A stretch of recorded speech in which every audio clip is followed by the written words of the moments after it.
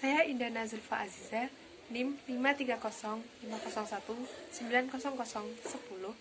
membuat video ini bertujuan untuk memenuhi tugas UAS Sejarah Peradaban Islam.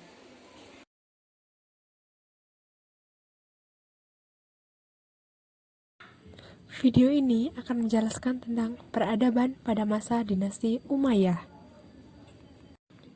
Sejarah terbentuknya dinasti Umayyah tidak bisa dilepaskan dari sosoknya ini, Muawiyah bin Abi Sufyan, yang merupakan pendiri dari dinasti tersebut.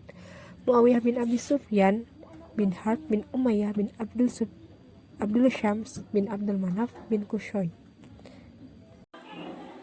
Muawiyah menciptakan sistem monarki dalam pemerintahannya untuk mempertahankan jabatan khalifah agar tetap berada di tangan Bani Umayyah, walaupun dia harus melanggar janjinya dengan Hasan bin Ali. Kemudian dinasti ini diberi nama dinasti Umayyah yang berkuasa selama kurang lebih 90 tahun, yakni mulai dari tahun 40 sampai 132 Hijriah atau 661 sampai 750 Masehi. Dinasti ini diperintah oleh 14 orang khalifah dan masa pemerintahannya dibagi menjadi 3 periode, yakni masa pertumbuhan, mulai dari Muawiyah sampai Marwan bin Hakam. Yang kedua masa kejayaan, mulai dari Abdul Malik bin Marwan dan juga putranya yakni Walid bin Abdul Malik.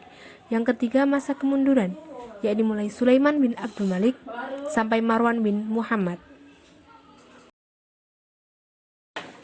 Keberhasilan dalam wilayah kekuasaan yang pertama yaitu ekspansi atau perluasan daerah kekuasaan secara besar-besaran, meliputi Spanyol, Afrika Utara, Syria, hingga daerah di Asia Tengah. Yang kedua, Muawiyah banyak berjasa dalam pembangunan di berbagai bidang. Yang ketiga, mendirikan dinas pos dan tempat-tempat tertentu dengan menyediakan kuda yang lengkap dengan perlengkapannya di sepanjang jalan. Dia juga berusaha menertibkan angkatan bersenjata dan mencetak mata uang.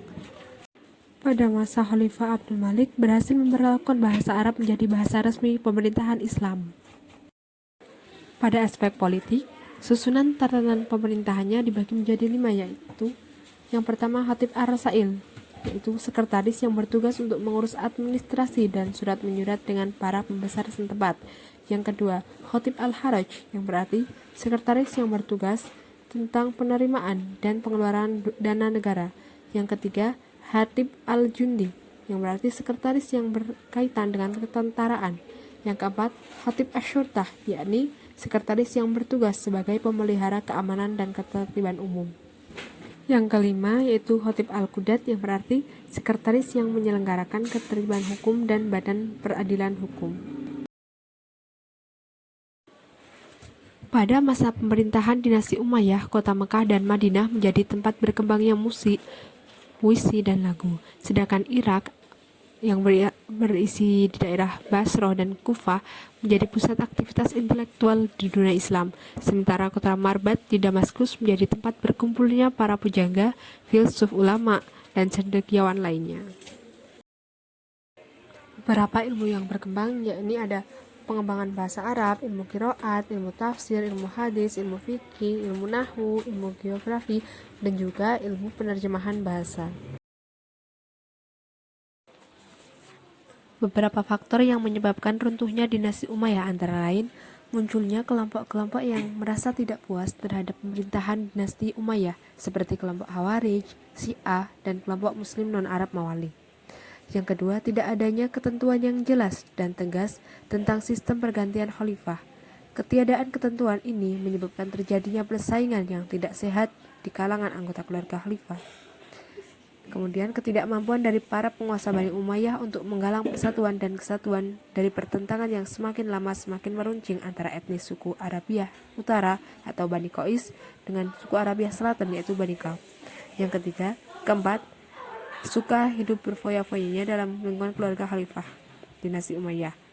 Yang kelima, terbunuhnya Khalifah Marwan bin Muhammad oleh tentara Abbasiyah di kampung Bushir. Yang keenam, munculnya kekuatan baru yang dipelopori oleh keturunan Al-Abbas bin Abdul Muthalib sebagai saingan Bani Umayyah dalam kekhalifahan, yang kemudian menjadi dinasti Abbasiyah.